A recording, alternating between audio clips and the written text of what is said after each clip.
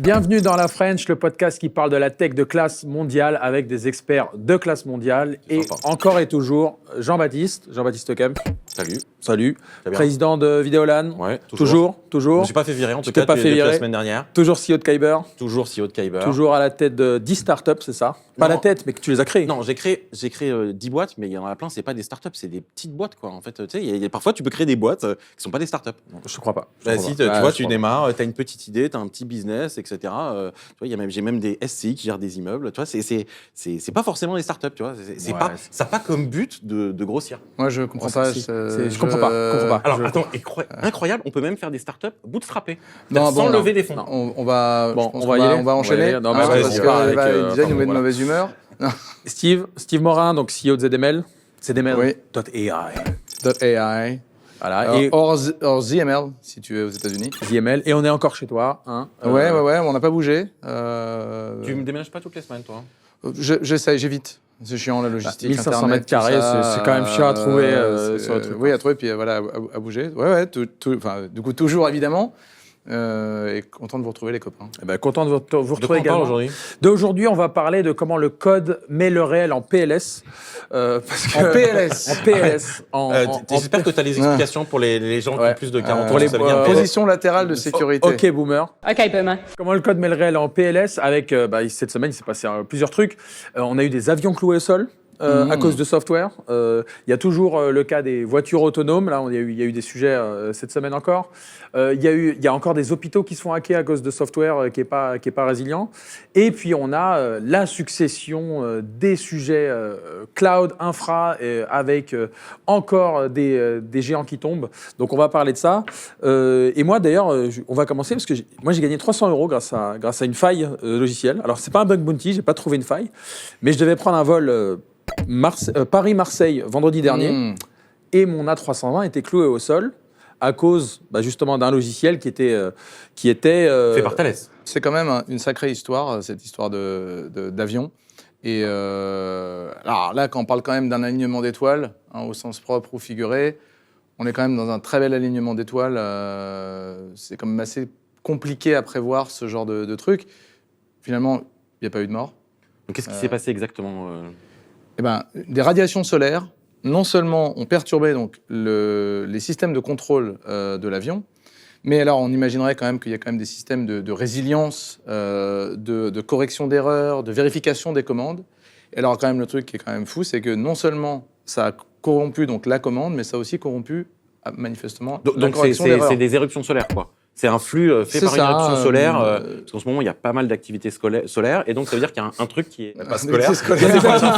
Il y a des activités scolaires aussi. Ouais, mais, il y a des activités scolaires. Et donc ça veut dire que tu as eu genre éruption solaire, ça fait un burst qui arrivait, et l'avion, le calculateur de apparemment, de vol, ce serait sur les réseaux qui auraient... Et donc là, c'était en octobre, et c'était JetBlue. Il y a le logiciel qui était entre guillemets soumis au vent solaire et qui pouvait perturber. C'est pas le logiciel, le logiciel était perturbé par les vents solaires, tu vois. Voilà, donc il y avait des bits qui pouvaient changer ce qui faisait que le logiciel était perturbé, mais surtout, c'est dû à un calculateur, le ELAC, qui gère les ailerons et la descente, qui doit normalement être vérifié par 2 autres calculateurs, qui a bugué et qui a forcé la descente, et ça fait une réaction en chaîne. En fait, c'est assez rigolo parce qu'à chaque fois, moi, ça me fait penser à Minority Report. En fait, c'est un film, divertissant ou pas, mais en fait, qui est un film hyper important. C'est dans ce qu'on appelle l'informatique distribuée, c'est l'élection du chef. C'est-à-dire qu'en fait, là, on est voilà. Donc là, on est 3. Qui est le chef? Alors, pour info, dans les avions, souvent, les systèmes sont redondés 3 fois, Exactement. En particulier pour ça. Et notamment, en fait, ce que tu fais, c'est que tu as 3 systèmes indépendants et que tu fais le mix des 3 pour savoir, globalement, tu espères quand même que les majoritaires sont d'accord. Disons. Dans le film Minority Report, en fait, ce qui est les 2 systèmes, enfin il y a 2 systèmes, en fait ils sont jumeaux, donc en fait ils travaillent ensemble, donc en fait ils ont raison ensemble et ils ont tort ensemble, donc en fait l'idée c'est qu'ils se sont trouvés seulement avec 2 personnes au lieu d'en avoir 3. L'avion il a chuté immédiatement d'un coup et donc ils ont eu extrêmement peur, ils ont atterri tout de suite, ils se sont dit si ça arrive 2 fois, ça arrive 2 fois c'est compliqué, et donc ils ont essayé de comprendre d'où venait le bug, et donc le bug ça venait que justement le logiciel lui il est censé avoir fail-safe, il est censé avoir de la correction d'erreur. Correction d'erreur quand il est corrompu. Et la correction d'erreur elle fait des erreurs, et donc ils ont commencé à flipper, donc ils ont arrêté tous les avions. Vraiment, on est quand même dans le domaine du pas de chance. C'est que les deux choses soient impactées, c'est... En même temps, ouais, c'est quand même pas de chance. Bah, par contre, Ah, quand même, c'est le, comment dire, c'est les lois de Murphy, hein. Ah, absolument. Les lois de Murphy, Si ça doit hein. arriver, Si ça arrivera. Si ça a pu arriver, c'est que ça devait arriver. mais d'ailleurs, tu c'est vois. pour ça que quand il y a 6200 avions, et ils ont dit ils pouvaient quasiment tout patcher en logiciel, et que ça durait quelques heures. Donc, mais 15 il y avait minutes. 15 minutes 15 par avion. minutes par avion. Ok. Ouais. Mais donc ça veut dire tu dois l'immobiliser 3 heures histoire de patcher, etc. Ouais, bien sûr. Mais il y a des vidéos d'ailleurs sur Internet de gens qui le ça veut- font. mais Ah, quand tu même, peux patcher toi-même ton avion. Voilà, Si t'as un Boeing, si t'as un A320 chez toi. Alors moi, je suis allé c'est le visiter- garage le problème. Moi, je suis allé il y a quelques semaines, je suis allé à Toulouse, j'ai visité la FAL, grosso modo l'usine des A350 et des A320, et c'est assez rigolo de faire ça. Et en fait, l'A320, c'est quand même l'avion le plus vendu au monde. C'est-à-dire que historiquement, il est énormément vendu. Mais ce qui est rigolo, c'est que ils t'ont dit il y a quand même sur ces 6000 avions, il y en a 1000 où il va falloir changer le hardware. Et puis, quelques heures après, ils ont dit en fait, non, on a trouvé un autre workaround, et donc il n'y en a plus que 100 qui ont été vraiment immobilisés, où j'imagine il faut changer de calculateur, parce qu'il n'y a pas assez de capteurs, ou etc. Donc c'était... Ou le logiciel de correction. Ou, Quand il y avait eu le crash de Paris-Rio avec les sondes Pitot, il n'y avait pas aussi un c'était sujet la même chose. où ils avaient plusieurs sondes, mais en fait, elles étaient les mêmes numéros de série, et elles déconnaient en même temps. Quand tu fais du cloud, en fait, quand tu fais une région, tu fais 3 AZ. Quand tu fais de l'objet... AZ. Availability Zone. Grosso modo, 3 data centers. C'est pas exact, hein, désolé, mais c'est à peu près ça. Et d'ailleurs, quand tu fais du stockage objet, en fait, tu fais 3 réplicas. Et, tu vois, toujours, parce que quand tu as un qui te dit oui et qui en dit non... T'as un sujet de redondance et un sujet de cohérence. Et le software, donc c'est important, ça impacte la vie de tous les jours, parce que je ne sais pas si vous vous souvenez, mais il y avait un 737 Max de Boeing. Je me souviens bien. 2 fois qui sont crashés. Voilà, malheureusement, 2 crashs en moins de 6 mois pour une cause software. Alors, toujours, c'est une cause hardware et une cause software. Non, c'est une cause. Ils ont essayé de truander de façon à ne pas avoir à refaire les certifications, et c'était du cost cutting. Donc les 737, ils ont véritablement, sur les 737 Max, ils ont vraiment déconné. Pour donner le concept, ce que tu Mais disais... c'est bien le vrai. logiciel qui déconne à la fin. Mais... En fait, ils voulaient... l'A320 Neo arrivait, et il consomme beaucoup moins d'énergie. Pourquoi Carbone. Donc en fait, les carlingues des A380, 350, Dreamliner, en fait, ce sont en carbone. Donc c'est du sort de composite. Donc c'est plus léger. Et la 320 Neo, en fait, il a une partie, c'est pas autant du carbone, mais c'est un peu. Et le deuxième truc, c'est qu'en fait, tous les mecs qui font de l'informatique connaissent, tu mets un ventilo plus gros, il tourne plus lentement et il consomme moins. Mais il faut avoir plus de place. Et ben sur les A320, c'est la même chose. En fait, maintenant, les avions ont des moteurs, puisqu'en fait, tu achètes les moteurs à côté de ton avion, ils sont plus gros. Or, le 737, en fait, c'est un avion, si tu le regardes, il est assez rigolo, il est très très proche du sol. Donc en fait, ils pouvaient pas mettre des moteurs. Et donc, ils ont déplacé les moteurs vers l'avant de l'aile, et là, ils ont changé le centre de gravité, et donc, ils ont changé, en fait, la façon dont réagit le manche. Et en fait, l'avion, il piquait légèrement vers le haut à cause de la portance des moteurs qui étaient légèrement vers l'avant et vers le haut. Ils portaient dessus. Et donc, ils ont fait un logiciel pour artificiellement faire piquer le nez vers le bas. Mais ce qu'ils auraient dû faire, c'est qu'ils auraient dû prévenir les pilotes et faire du retraining de tous les pilotes. Et notamment, comment désactiver ce correcteur. Cette compensation. Ouais. Et ils ne l'ont pas fait, parce que sinon, ça aurait coûté très très cher. Et leur but, c'était de faire un concurrent à la 320 Neo très rapidement. Donc en fait, ils ont caché le caca du chat sous le tapis, littéralement. Et en fait, d'ailleurs, il y avait... Je n'irai pas chez toi. Mais si, c'était sous une trappe. Et donc, en fait, ce qui se passe, c'est que les mecs n'étaient pas au courant, et donc l'avion se met à piquer, et ils n'ont pas réussi à désactiver ce MCAS. Une des raisons, c'était que les trainings étaient en ligne, et que tu sais, comme beaucoup de trainings dans plein de grands groupes, tu fais next, tu vois.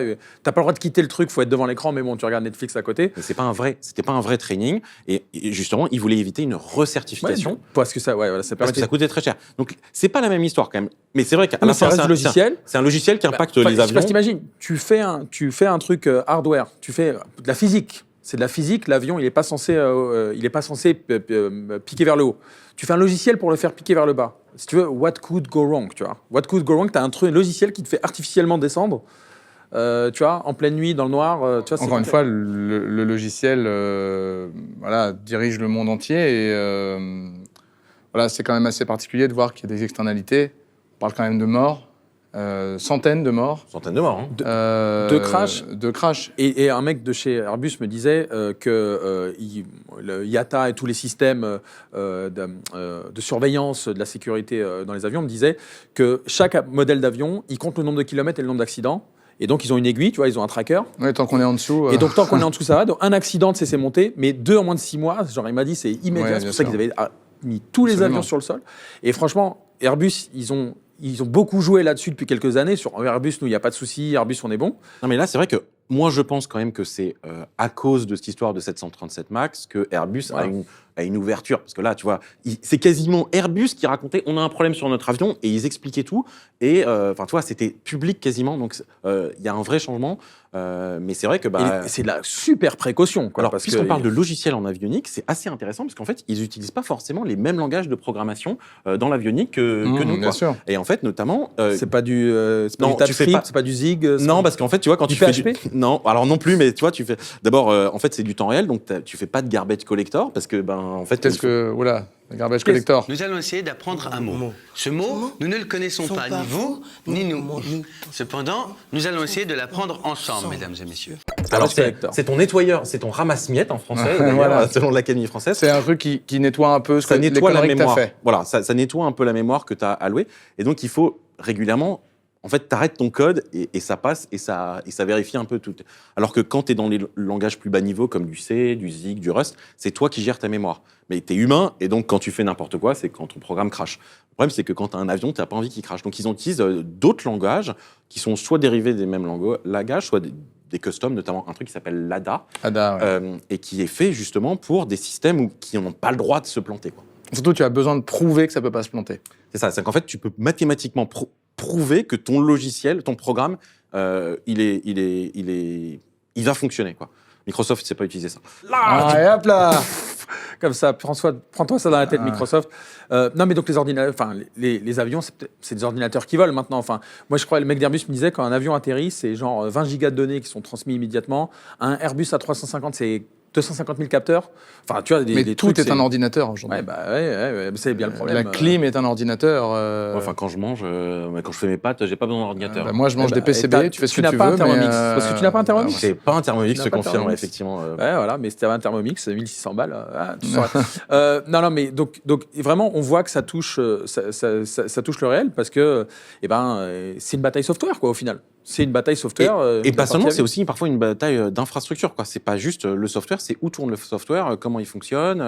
Et en fait, aujourd'hui, maintenant, on va avoir tous les softwares qui vont utiliser des modèles d'IA qui sont pas des boîtes noires, mais en tout cas, c'est un réseau de neurones, tu sais pas exactement comment il a été programmé, etc. Donc, tu as un vrai sujet de résilience, de comment il fonctionne. Et moi, je me rappelle que les mecs d'Airbus me disaient le problème, c'est qu'on vend nos avions, c'est un achat une seule fois. Comment on garde le lien avec les clients derrière? Ils avaient fait Airbus Skywise à l'époque. On c'était sur Palantir. Donc, quelque part, tant mieux que c'est le projet foiré.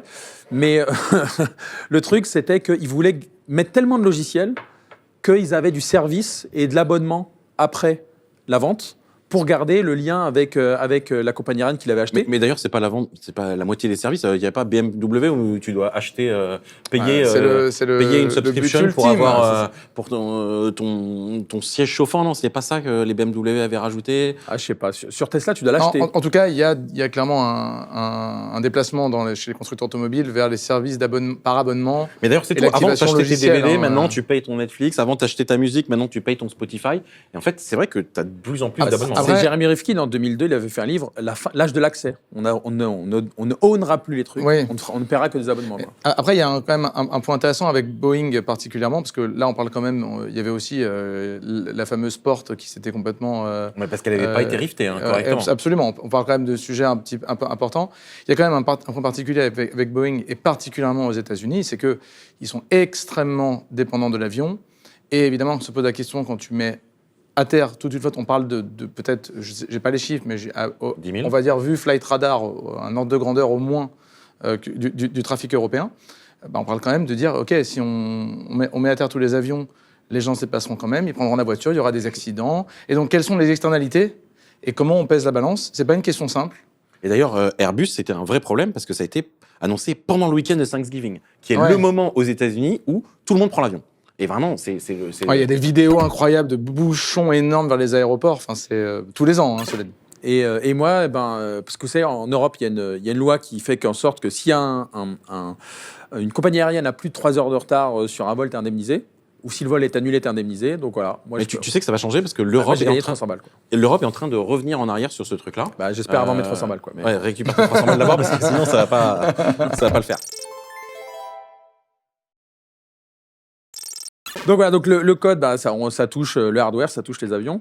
Mais depuis quelques semaines, on a des gros soucis sur le cloud, quoi. Ah ouais, alors ça c'est assez rigolo parce qu'en fait, on a eu quand même plusieurs problèmes de Cloudflare, plusieurs problèmes de AWS. Alors c'est AWS même le premier là. Le premier, ouais, c'était il y a quelques semaines. Là, c'est en fait donc AWS qui est donc partout. Puisque c'est quand même le premier, le vrai, c'est eux qui ont inventé le cloud. Et surtout, en fait, aux États-Unis, il faut savoir que en Virginie, donc à côté de Washington, DC, pas l'État, donc sur l'Est, c'est vraiment le centre d'Internet, c'est le centre de tous les data centers. Ashley, etc. Il y a vraiment énormément de choses. Et c'est la première région d'AWS. En fait, elle est par là. Donc, c'est AWS East One. Donc, ça serait Falcon One. Eagle One, Fox 2. Et donc, pendant très longtemps, en fait, quand tu vas sur la console, en fait, c'est le défaut. Donc, en fait, quand tu sais pas, bah, en fait, et donc, il y a beaucoup de services qui sont un peu trop... Le défaut, c'est dans le sens de celui qui est le premier à la première liste, le premier documenté, quoi. le premier. Et donc, ben, il y a beaucoup de gens qui ont beaucoup trop d'informations là. Et il y a eu un problème dans cette région et ça a fait tomber énormément de services. Donc c'est quoi? C'était Slack qui marchait plus, Snapchat qui marchait plus. Et puis en plus, c'est compliqué parce que c'est la région qui est un petit peu à mi-chemin entre la côte ouest, l'Europe. Quand on va être un petit peu sans se prendre la tête, on veut taper large. C'est pas débile d'utiliser US East One. C'est la moins chère en plus. Et du coup, historiquement, ancestralement, c'est devenu aussi c'est la moins chère. C'est la mieux connectée, etc. C'est celle qui est dans la doc. C'est le donc défaut. t'es très encouragé, quoi. Et donc là, effectivement, plus rien. Bah, surtout, t'as perdu Slack, t'as perdu tous les gros services qui utilisent AWS. Et donc, c'est un peu rigolo, c'est qu'on t'a dit, ouais, le cloud, c'est génial parce que tu vois, c'est résilient, on peut tout distribuer. Et de fait, quand t'as un data center, une région où t'as des problèmes de, grosso modo, de gestion de base de données, tout tombe et tout le monde est impacté. Et 4 semaines après, 3 semaines, Cloudflare. Alors, Cloudflare, en fait, c'est encore plus grave. Parce que les gens ne connaissent pas Cloudflare. C'est-à-dire que là, je suis sûr que ton auditeur, pas mal de gens connaissent AWS. Cloudflare, en fait, il n'y a pas grand monde qui le connaît.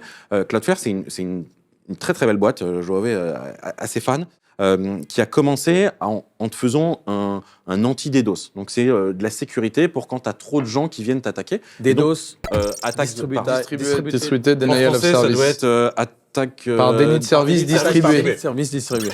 C'est classe en français, ça fait très Aristo, tu vois. Ouais. Et donc, en fait, ils prennent le trafic pour toi et ils savent détecter. Et en fait, c'est souvent, tu sais, tu as des sortes de captcha que tu vois sur certains sites. Où ils savent bloquer, voilà. Ils savent te bloquer. D'ailleurs, quand tu vois le mec qui te fait chier, êtes-vous un robot ou pas, quand tu arrives sur un site, c'est Cloudflare, quoi. Souvent. Soit c'était Google avec reCAPTCHA, et c'est Cloudflare. Et ils sont étendus en devenant un peu un CDN, donc pour te distribuer pour plein de sites. Donc, en fait, il y a énormément de sites qui utilisent Cloudflare comme, en frontal. Et donc, ça veut dire que quand tu commences, tu vas parler à Cloudflare. Et donc, c'est une grosse boîte. Mais peu de gens connaissent. Et c'est surtout un très bon service, honnêtement. Ça va très cher. C'est pas très cher pour quelques dizaines d'euros. Oui, absolument. Non, mais surtout, ils ont les meilleurs ingés réseau au monde, quoi. Franchement, c'est incroyable. Du coup, oui. Alors qu'en fait, avant, tu vois, toutes les RFC, tu avais Cisco et Google. Là, toutes les RFC, toutes les nouvelles normes, à chaque fois, c'est Cloudflare. Et puis, c'est une boîte qui innove très, très vite avec des blog posts, les meilleurs blog posts ever de toutes les boîtes. Maintenant, leurs blog posts, c'est pourquoi on est tombé, comment on est revenu. Alors voilà. Et en plus, c'est pas ça, c'est qu'il y a eu plusieurs coupures. Il y en a une, je sais plus, il y a un mois et demi, il y en a une la semaine dernière. Alors que c'est leur métier de pas tomber à Cloudflare. Hein. Et surtout, c'est assez inhabituel. C'est-à-dire que des chutes AWS, on en a eu pas mal. Et là, en fait, c'est comme si Cloudflare, on en a jamais eu pendant 10 ans. Et là, tout d'un coup, 2-3, quoi. Moi, ces genres de trucs-là m'intéressent énormément. Parce que souvent, en fait, c'est... non. Non. T'aimerais bien. Non, parce que c'est un problème d'incarnation. En fait, il y a plusieurs... Déjà, mais il y a plusieurs choses. Déjà, la première, c'est que souvent, ce genre de problèmes qui apparaissent un petit peu profonds, ça laisse entrevoir un petit peu, on va dire, la lumière à travers qui brille, quoi. Des fois, c'est des problèmes un petit peu organisationnels, infrastructurels de la boîte en elle-même, de focus, ou alors, Load Conway exactement, ou alors simplement on s'aperçoit que la personne qui tenait 80% du truc, elle en a ras-le-bol, c'était la performance review dont on parlait la semaine dernière, de trop, et elle se tire on avance de 6 mois et petit à petit, les choses commencent à se détériorer. Donc on n'imagine pas à quel point certaines personnes, des fois, peuvent tenir à bout de bras des systèmes aussi complexes et que finalement, ça reste pas un problème de ressources, mais un problème de personnes. Moi, je pense que c'est un problème de l'IA, avec les boîtes d'IA, qui recrutent tous les meilleurs gars qui arrivent, et résultat, on les remplace par des MBA qui sont des anciens Microsoft. Attends, il y a mieux. I have an MBA. Oh, you have an MBA. In that case, I'll have to show you how to do it.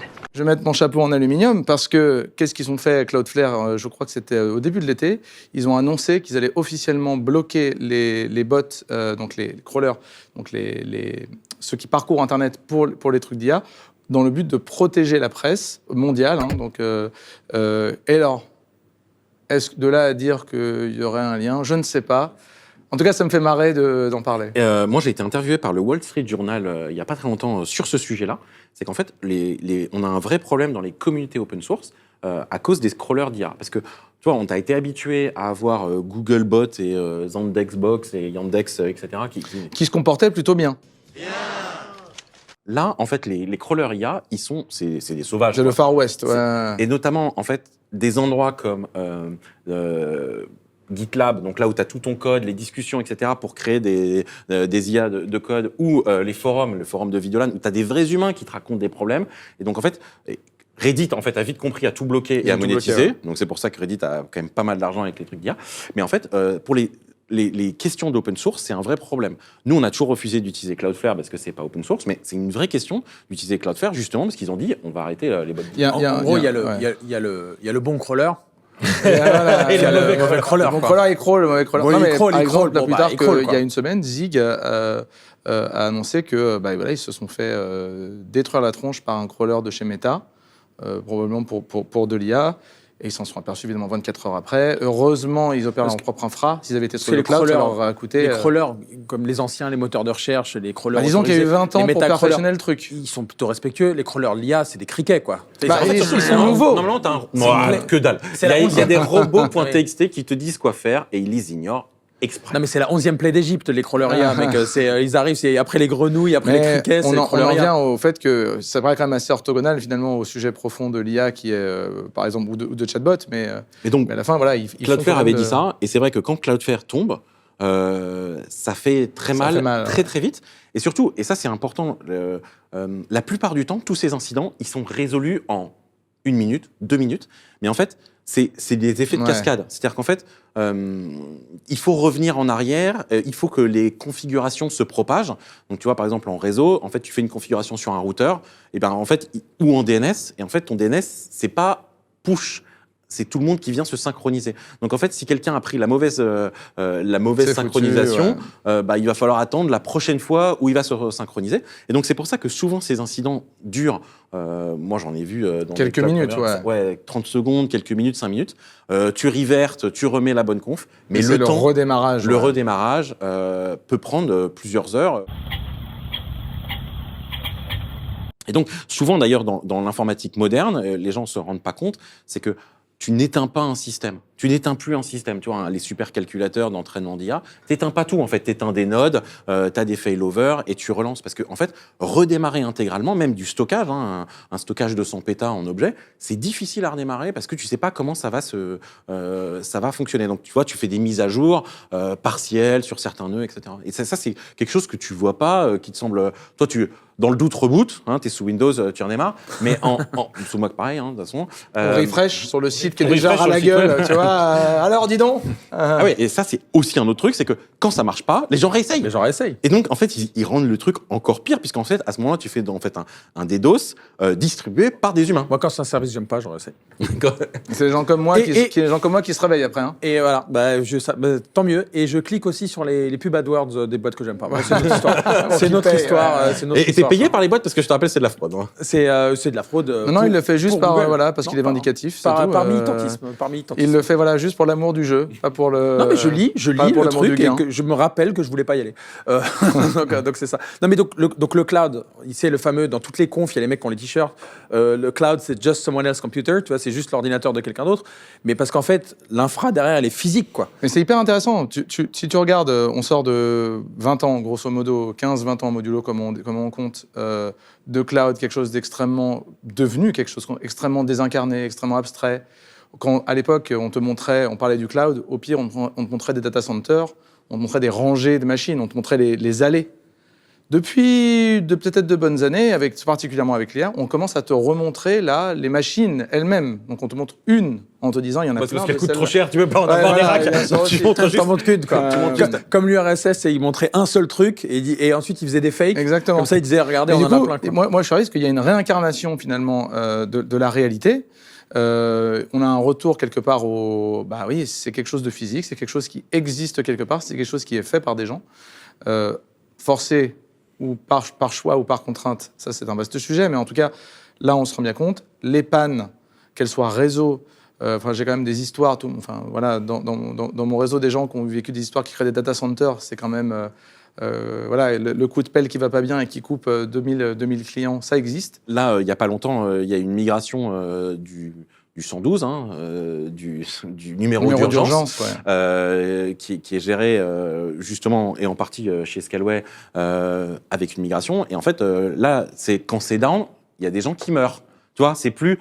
Quand c'est down, je peux plus acheter ou je peux pas faire ma query à ChatGPT. Donc c'est comme ton histoire d'avion, c'est que en fait on arrive sur des cas où ça va tuer les gens. Donc en fait avoir des bonnes architectures distribuées avec de la vraie redondance dans l'avion, tu peux pas trop avoir un autre avion, tu peux pas cliquer et tout le monde télétransporté dans l'avion d'à côté. Tu peux pas forquer l'avion et comme ça t'en deuxième. Ouais, c'est un peu nul. Franchement, ils pourraient mettre la commande forte. Moi, je fais du parachute, ça vous regarde les copains. Mais quand tu pars en avion, tu t'amènes avec ton parachute Non, parce que du coup, il faut payer. Bon. Mais en avion, sache que parachute, parce que j'ai posé la question une fois. Non, tu peux le prendre. Ouais. Enfin, tu peux le prendre, mais ce que je veux dire. Je l'ai fait.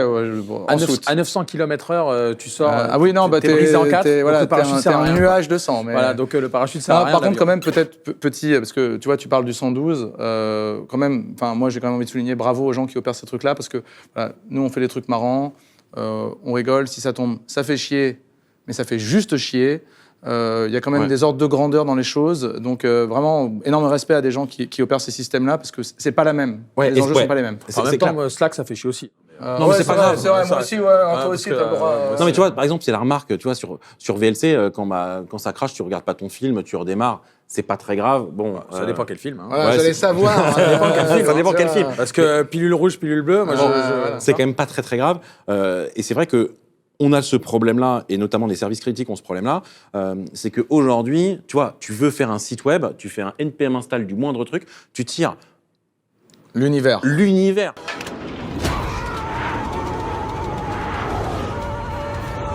Et donc, ce qu'on appelle en fait finalement, ce qu'on appelle le supply chain en fait du logiciel, c'est un vrai problème, c'est qu'en fait aujourd'hui le moindre truc tire des gigas et des gigas de... Et tu pars, t'as un truc en IA qui utilise un truc sur PyTorch, qui utilise un truc sur CUDA, t'as une architecture distribuée, t'as 9 bases de données, et puis en tant qu'ingénieur, t'es hyper content, les archives font des trucs incroyables. Et moi, très souvent, j'ai vu des cas où, justement, quand tu parles au 112, tu parles des services critiques.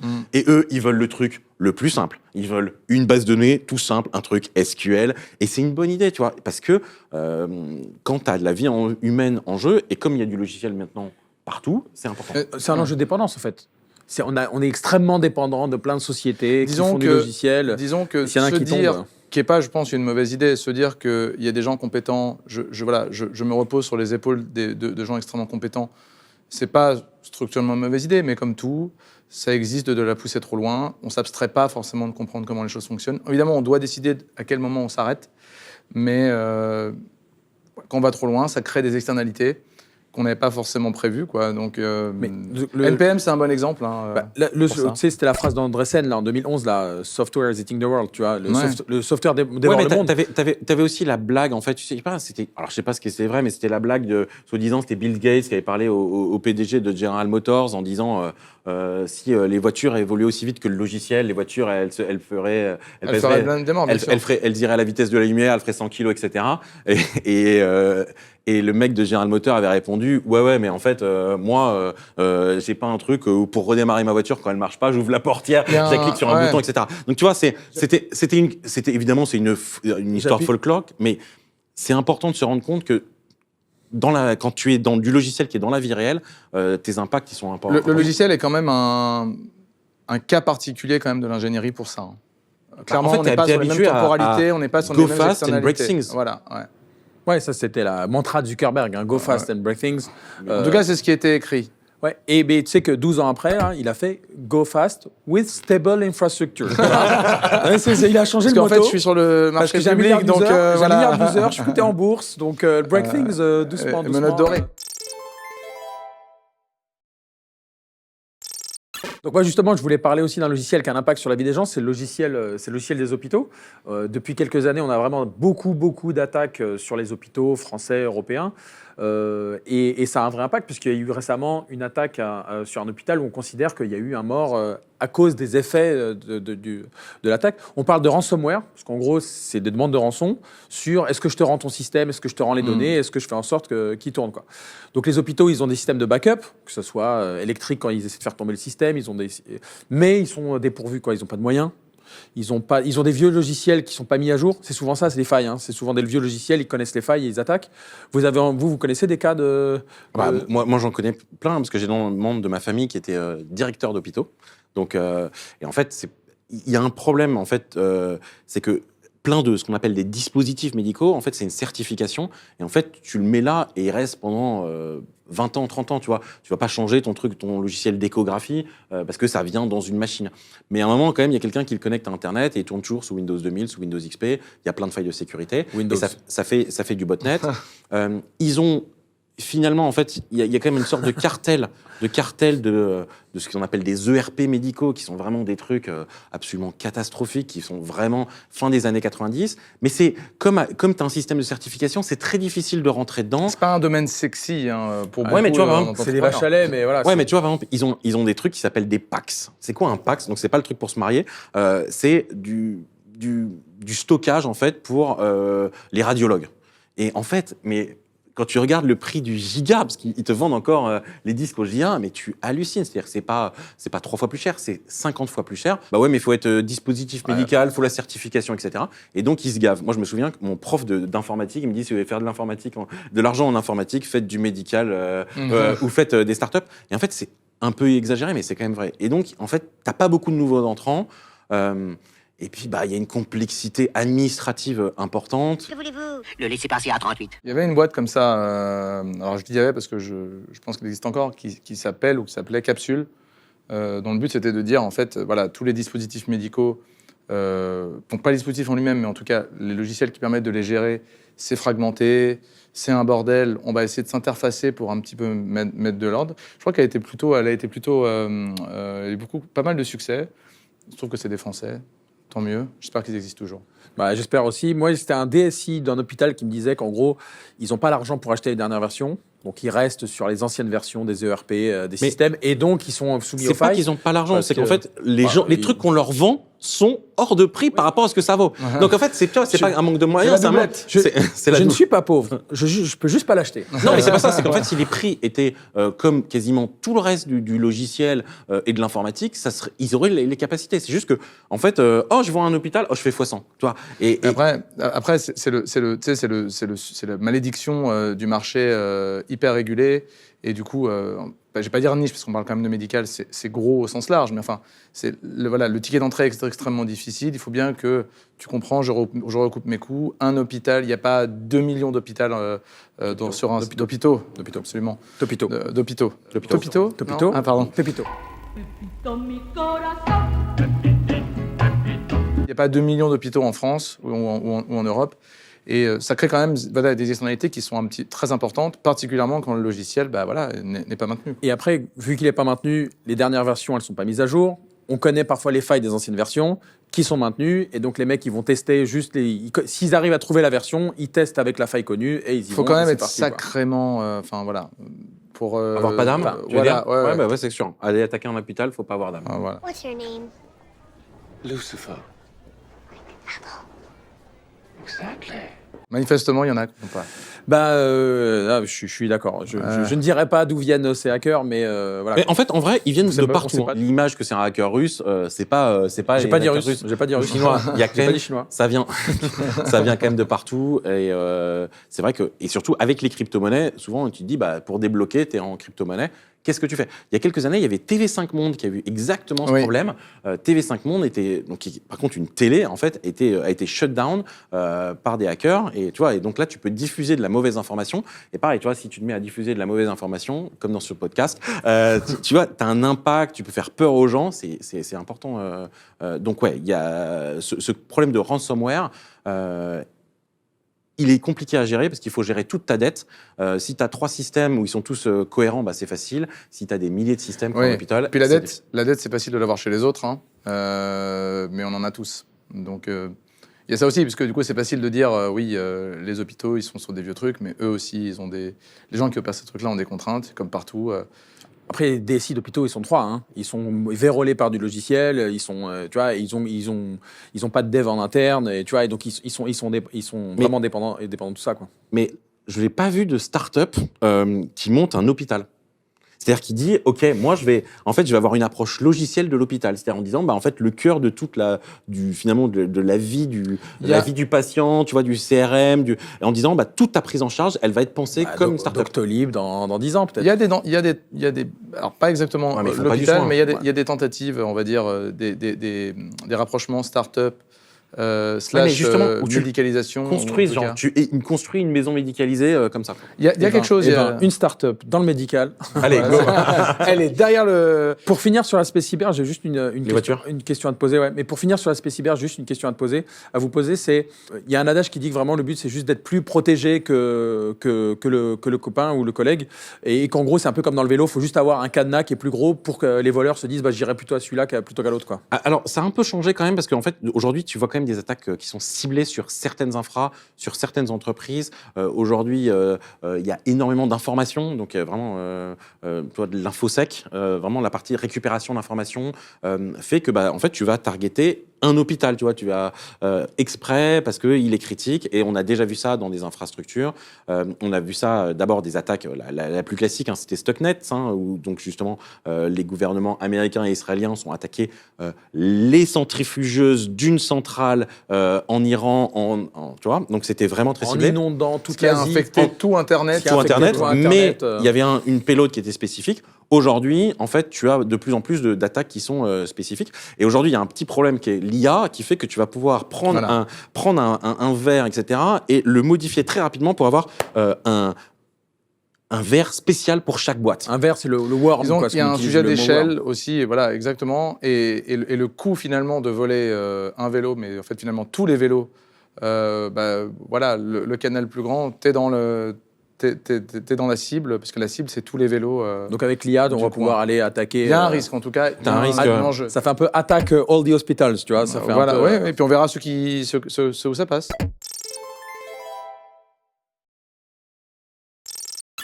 Dernier point, vraiment, ce qui est important sur la partie logicielle qui met le réel en PLS, c'est l'aspect voiture connectée, parce qu'il y a eu, il y a 1 mois et demi, il y a Waymo.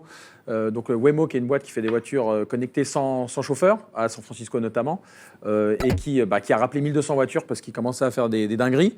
Il passait à côté d'un bus d'école alors que les élèves y traversaient. Il y avait aussi les remorques. Il ne savait pas si une remorque d'une voiture, c'était une voiture ou pas une voiture, et donc il avait des comportements bizarres. Il brûlait des lignes blanches alors qu'il n'aurait pas dû sur certains aspects. Donc il y a vraiment ces aspects-là. Il y a Tesla qui a fait plusieurs rappels sur les logiciels qui buguaient. Toi, tu as fait Moi, j'ai travaillé dans les voitures connectées. 5 ans dans le domaine. C'est un domaine compliqué parce qu'il y a toujours le problème finalement, c'est quoi le coût de l'erreur. Le coût de l'erreur est très important. Et puis, pendant longtemps, ce qui a bloqué ce domaine, c'était de dire, c'était pas tant la partie technique, c'était la partie, en fait, qu'est-ce qui se passe si, et qui est responsable si. Et d'ailleurs, là-dessus, il y a, on va dire, Tesla, alors je ne sais pas si c'est toujours le cas, mais en tout cas, à l'époque, il y avait une réponse un peu particulière, puisqu'il disait, tu dois tenir le volant, c'est toi qui conduis, la voiture t'aide.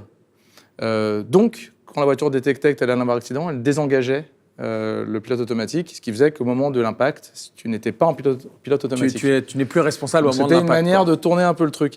Là-dessus, il faut quand même reconnaître que la seule boîte, à ma connaissance, peut-être que j'ai pas été voir depuis, mais ça m'avait marqué à l'époque, je t'en parle de ça en 2017, hein, donc bien après que j'étais dans ce domaine, qui avait dit, écoutez, s'il y a un problème, ce sera de notre faute. C'était Renault. Renault avait dit s'il y a un souci, ben, c'est pour nous. C'était quand même, pendant très longtemps, ça a été le bloqueur, ça a été le truc qui, voilà, le plafond de verre. Modulo.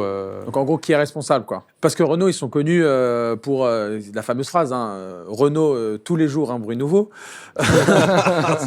C'est pas gentil. Non, mais parce que c'est connu, mais qu'ils aillent jusqu'à se dire on va dans l'IA et c'est nous qui prenons la responsabilité. Non, mais c'est un gap culturel. En fait, il y a un vrai sujet. J'en parlais la semaine dernière à Apple. C'est qu'en fait, quand tu fais de l'IA pour la robotique, finalement, les voitures autonomes, c'est juste des robots qui roulent, et les drones, c'est des robots qui volent. En fait, tu peux pas te permettre des hallucinations. Ou vraiment, et puis ton erreur qui augmente, etc. Bah, en fait, c'est très grave. Et donc, moi, ma vision, c'est que on n'y est toujours pas, et pourtant, on a investi des centaines de milliards entre Tesla, entre Waymo, entre Coma, etc. Et on n'y est pas encore. C'est-à-dire que tu n'es pas au level 5, tu es encore... toi, tu as Tesla, quand tu lâches le volant, il commence à dire « Attention, reviens au volant ». Et après, moi, ce que je trouve quand même beau, mine de rien, dans cette histoire, c'est que qu'on y soit ou qu'on n'y soit pas, c'est quand même, on a envie d'y être, quoi. Alors, c'est clair qu'on a envie d'y être. C'est bluffant, c'est génial. Bah, vous êtes déjà monté dans une Waymo? Bien sûr. Bien sûr. Alors, moi, c'est cool. C'est cool.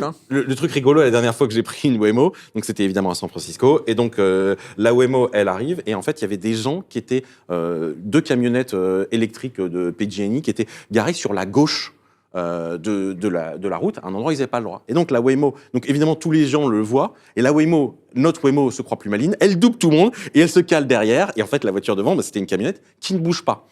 Donc là, elle attend. Au bout de 2 minutes, quand même, ça se déplace, elle se remet devant et se met derrière la camionnette d'après de PG&E qui était 10 mètres plus loin.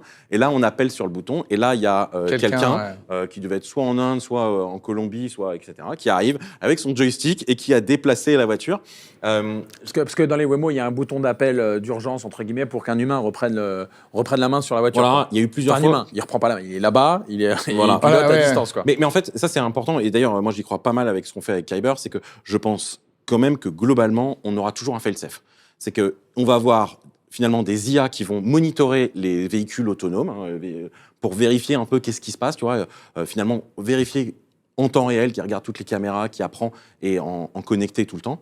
Et surtout, quand ça va pas, même si imagine, c'est 0,01% des cas, quand tu regardes non, mais on n'est pas prêt à accepter... millions de milliards de kilomètres faits en voiture. C'était quelqu'un de Toyota qui m'avait dit, en fait, il y a un vrai besoin d'avoir toujours un fail-safe où tu peux contrôler ton robot. Tu avais vu en Chine, là, le robot qui partait en vrille dans un warehouse. Et donc, c'est important quand même de...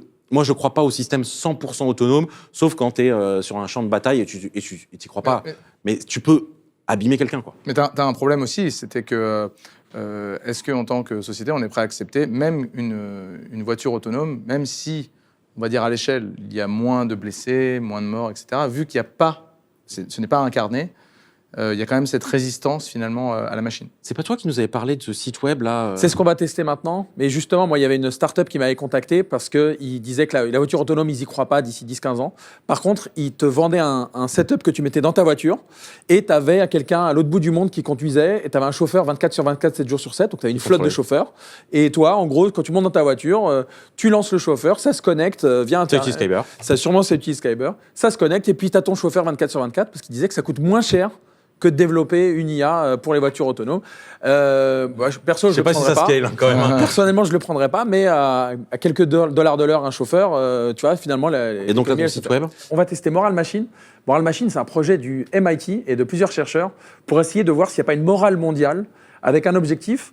Si tout le monde se met d'accord sur ce qu'on appelle le dilemme du tramway, c'est-à-dire est-ce qu'une voiture autonome doit écraser en gros le bébé ou la grand-mère ou protéger le chauffeur, on va voir à quoi ça ressemble. Ce dilemme du tramway, si tout le monde se met d'accord sur le fait qu'il y a une seule morale, on pourra la mettre juridiquement responsable et on pourra dire, comme Renault il y a quelques minutes, que c'est le constructeur automobile ou celui qui a fait l'algorithme d'IA qui est le vrai responsable et dégager la responsabilité du conducteur. La question, c'est est-ce qu'il y a une morale mondiale ? On va tester, puis on va vous donner la réponse. Allez, on va tester tout de suite. C'est parti. Alors, donc, ce qui est intéressant, c'est un projet de recherche. Donc, ça aide la recherche sur les décisions et ça regarde s'il n'y a pas une morale mondiale. Donc, ça, c'est cool. Alors, cas numéro 1. Qu'est-ce que la voiture autonome fait ? La voiture autonome, elle a 2 chiens. Non. C'est ça. Si, 2 chiens et un chat. Et si elle va tout droit, elle écrase 2 femmes et un enfant. Si la voiture se déplace et rentre dans Elle tue les chats, les chiens. Vas-y, tue les chiens. Vas-y. Attends. Allez, c'est plus dur là. On recommence. Qu'est-ce qu'une voiture donc là, on recommence. Qu'est-ce que la voiture autonome devrait faire? Donc là, vous pouvez voir la description si vous voulez. Il n'y a pas de chauffeur.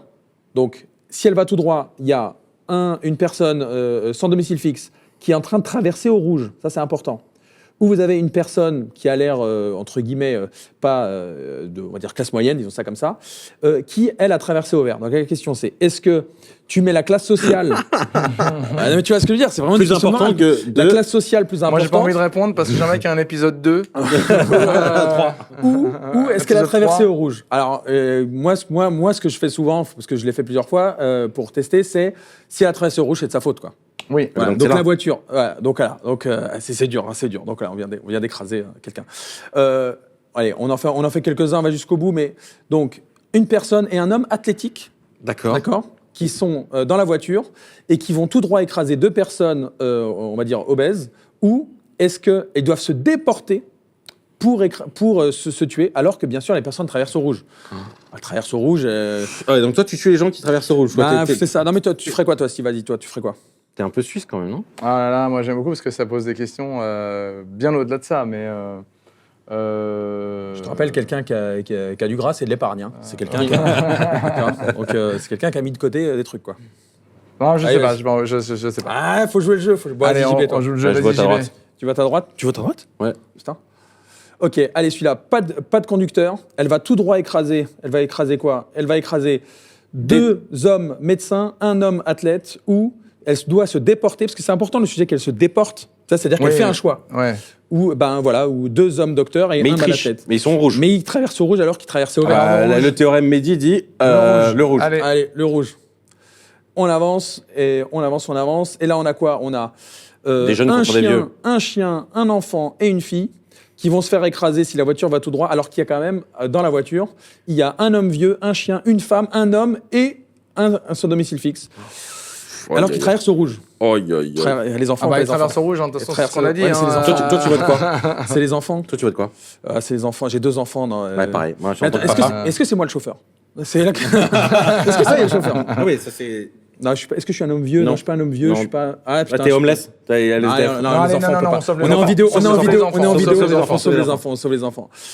Pas de chauffeur. Est-ce que je vais écraser l'enfant qui traverse au rouge ou est-ce que je vais écraser l'homme vieux qui traverse au vert? Allez, Steve, là, t'es obligé là. Je sauve l'enfant qui traverse au rouge Ouais, ou l'homme sauve vieux qui l'enfant qui traverse traverse au rouge. Je sauve l'enfant qui traverse au rouge et j'écrase le grand-père. Mais c'est Allez, de pire en pire, mais tes c'est- trucs. ben, c'est de pire en pire.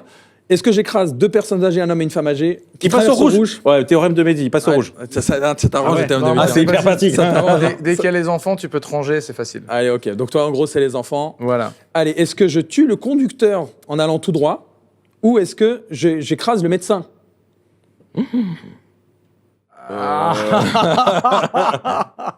Ouais, Je sais pas. Est-ce que le conducteur, c'est un enfant? Ouais, est-ce Voilà, que c'est ça, le conducteur, bah tiens, on va regarder. Le conducteur, c'est un médecin.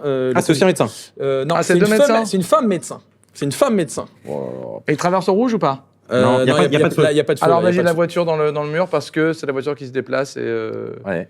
priorité aux piétons. Priorité aux piétons. Allez, il en reste 3. J'ai 5 chiens dans la voiture et j'ai un chien et 4 chats. Est-ce que je sauve les chats ou les chiens? Ouais, moi, je suis team chat, mais. Team chat?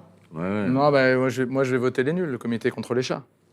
Allez, on écrase les chats. En Allez, plus, on j'en ai écrase 2, les chats. mince. Ah merde, putain, t'as 2 chats. Allez, en dernier. Ah, là, intéressant.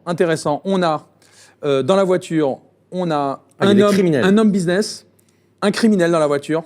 Et est-ce qu'ils doivent se déporter ou écraser un homme business, un médecin et un Mais criminel? attends, mais ta voiture, elle peut pas savoir si la personne est un médecin, quoi. Mais si, peut-être qu'elle sait. Donc, c'est le projet Moral Machine. Donc là, on l'a fait une fois en live. Vous pouvez le faire autant de fois que vous voulez. Et en fait, vous aider la recherche à essayer de trouver donc, une morale mondiale pour faire en sorte que les voitures autonomes puissent exister, qu'on puisse enfin donner une validité juridique au choix des IA sur est-ce qu'on doit écraser la poussette ou la grand-mère ou le chien ou les deux. Donc, c'est un peu ça l'idée. Donc, qu'est-ce qu'on a vu? On a vu quoi? Que le logiciel, ça peut mettre le monde en PLS, les avions, les voitures, les bateaux, les drones bientôt. Ouais, bien Il sûr. est partout. Il est partout, il dévore le monde Et les services critiques. et les services critiques. Et donc, les développeurs, ils sont en première ligne, quoi. Et surtout, t'as pas de licence pour être développeur. C'est-à-dire que tu vois, t'as une licence puis, pour être ouais. avocat, t'as une licence pour être médecin, t'as pas de licence pour être développeur. T'as la license to kill, mais t'as pas la license to Non, dev. mais tu vois. c'est un bon point. Quand même, le spectre d'externalité au sein du même métier est quand même extrêmement large. Hein. Donc, grande responsabilité aussi à ceux qui font du logiciel résilient, qui savent faire des backups, qui savent faire du logiciel sécurisé. Enfin, voilà. Donc, un grand appel à tous les développeurs à faire en sorte de comprendre les implications de leur code. Un petit mot pour la fin sur ce qu'on s'est dit. Bah, au boulot. Au boulot. Ouais, au boulot, c'est bien mal. Au boulot. Eh ben, allez, au boulot. C'était à la French. Je vous invite à, bien sûr, vous inscrire. Je vous invite à mettre un pouce bleu si vous voulez vous savoir quand est-ce que la prochaine vidéo va sortir et à aider l'algorithme à recommander, encore ces algorithmes, à recommander l'épisode. On se revoit la semaine prochaine avec Steve, avec JB et avec moi-même. À très bientôt.